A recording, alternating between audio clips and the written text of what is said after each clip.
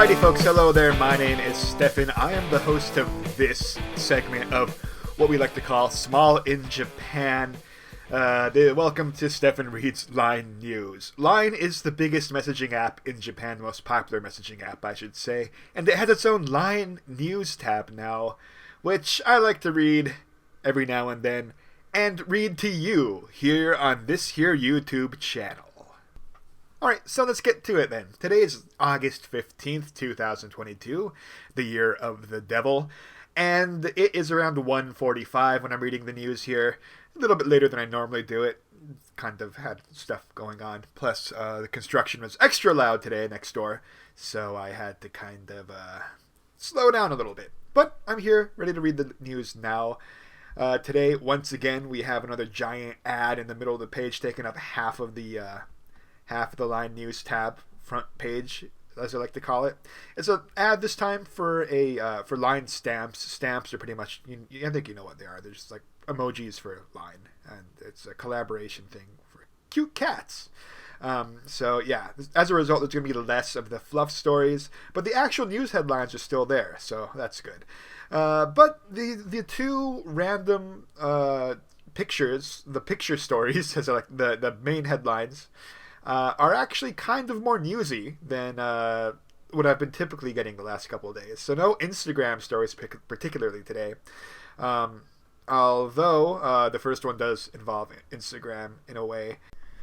So if you remember, the very, very first time we did this Stefan Reads the Line News thing on YouTube, I think the very, very first story, if memory serves me correct, was Sakaguchi Anri talking about how her husband owes her money and all the trashy drama that ensued there. And today's top story happens to be Sakaguchi Anri is getting divorced. So if you remember, her marriage was a really, really short one. She got married at the beginning of June. And according to this new article, she got divorced, or she called for divorce on the 7th of August. So pretty much 2 months. So Sakaguchi Anri used to be a talent way back in the day. She was the daughter of Sakaguchi Ryoko, who was an actress who died in 2013. And so she was on TV and everything. She was dating Kotoge-san for a while. She left the Geinokai, quote unquote, in 2017. So she left show business, but that hasn't stopped her being in show business. She was in pornos for a while. She's in a large amount of debt, so she's always kind of had a lot of issues.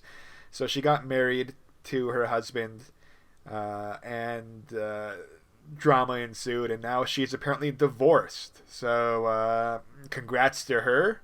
And hey guys, if you're single and looking to mingle, Sakaguchi Anri may be an option for you now. So moving on, story number 2. Story number 2 is an actual news story. I'm surprised. Normally this is the most trashy Instagram story of them all, going off the past episodes. But today it's actually about how Hikakin, who's probably the most famous YouTuber in Japan, got attacked on stage at a event he was doing. And this was a pretty big place he was doing. He was doing it at the Yoyogi gym.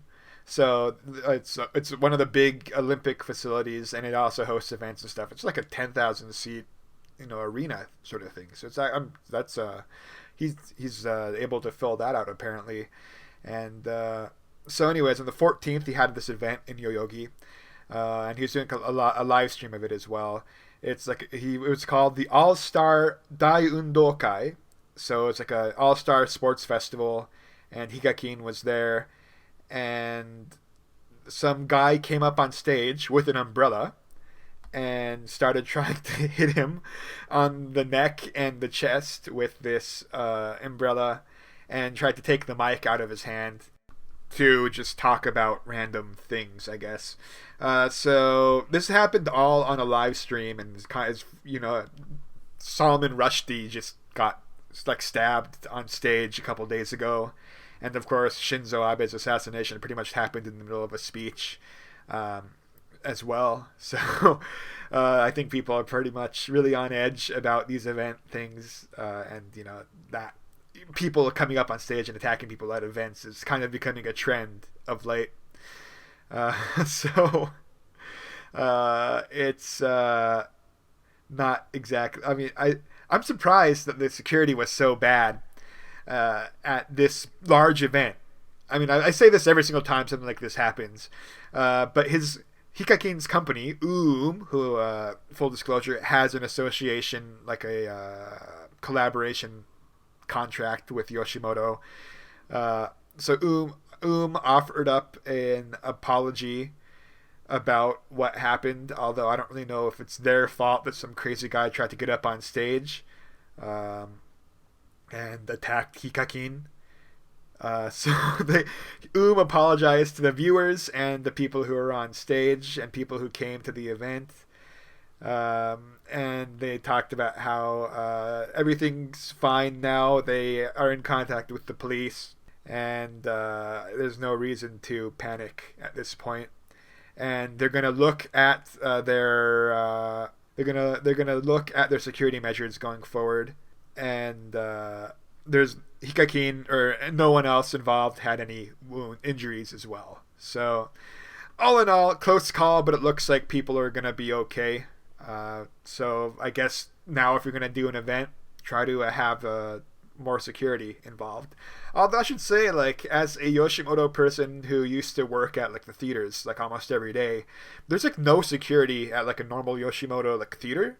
So theoretically, if you were gonna try to stab someone, like a famous person or something, you could just pretty much run on stage at a Yoshimoto theater with minimal security, like no security whatsoever.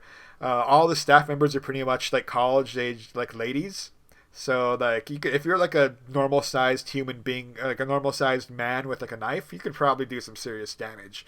Not giving you guys any ideas, just saying. Security in Japan for like anything really is pretty lax.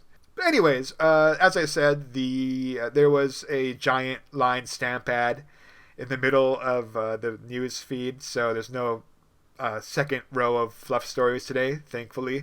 But there are actual news stories to read as well. They're just like the small headlines here underneath the big pictures, and they are news. The first story is, for the first time in 3 years, the Prime Minister of Japan, this time Kishida, the current Prime Minister, gave an official statement on learning lessons learned from World War II at a public ceremony. This is kind of it's something that before COVID, people would pretty much do every single, the Prime Minister would do every single year. And so it's like the first time in 3 years that this has happened. The word they use here is actually pretty interesting. They don't use like the word lesson or anything. They use the word kyokun, which is like it's like almost like a lesson learned almost. So it's kind of like the it's pretty much like kind of like a it's like what we learned from from being in World War II kind of thing. It's the first time we've done it in 3 years. This article talks about how Kishida is a more liberal minister, I guess, in terms of the Jiminto. He's a more liberal prime minister compared to Abe. And they talk about how it's how after the war, the Japan is a country striving for international peace and world peace and all that jazz they normally do. Although it should be said, Shinzo Abe was always saying that and then pushing for like revising the constitution of Japan to allow for like military combat stuff. So I guess it's more of a matter of putting money where the mouth is in terms of that stuff. So yeah, Kishida gave his statement. I think the last couple of years they haven't done it just because of COVID reasons, so I'm not really sure why this is. I guess it's really more of a story about how things are kind of slightly getting back to normal-ish. So that's a good situation, I guess. It's hard to say like World War II is a good situation, but it's nice to see Japan apologize again, I guess, for the war, or at least like say like, yeah, we kind of regret what we did, which is as strong of an apology as you're going to get from Japan probably at this point. Anyways, number 2, moving on from war, which is like the heaviest subject you could possibly cover, to Obon. So the Obon U-Turn rush is continuing. If I guess if you missed the last episode where I gave a weird description of Obon, Obon is like it's like the festival for the dead, or like the ancestral worship week, kind of. But it's also like vacation weeks. Everyone goes on vacation during this particular stretch of days. I thought yesterday would be the peak, but they're saying the peak's also today. I'm not sure. I guess, well, a lot of people are probably going back to work, but some people probably still have today off as well. So they said there's a 40-mile traffic jam on the freeway. I'm not sure where exactly. It's around the Tokyo region. There's a 40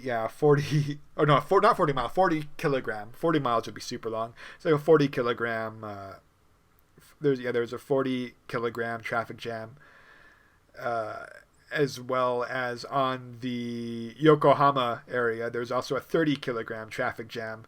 So yeah, traffic's crazy. People are getting back to Tokyo, or getting back to wherever to live their lives again. So yeah, I guess Obon wasn't over, even after I said it was over yesterday. So sorry about that. Fake news on my part. And number 3, it goes without saying, but it's still raining in Hokkaido. It's been raining for 2 weeks at this point. But good news, it's apparently tomorrow's going to be the last day it's going to be raining. So it's going to be a slightly less. Things are hopefully just going to get better over there. It's been raining nonstop in Hokkaido and the northern part of Japan, and flooding and everything. And this the second part of this headline also says that Kanto, so the Tokyo region, is experiencing extra miserable heat, which is true. It's like 93 degrees Fahrenheit here today. Tomorrow's going to be like 96 Fahrenheit. That is with humidity, by the way. So it's like, it says it's like 93, but then it feels like 110 degrees. If you're from the west coast of America like me and not used to humidity, it's terrible. It's not fun. So, but the good news, it's going to start raining and it's going to get a little cooler by the end of the week. So hopefully we've reached the peak of summer, and we can start getting back to livable heat in Tokyo. Thank you so much for watching. If you watched all the way to this point in the video, I want you to leave a comment that says poop shoot. Poop shoot.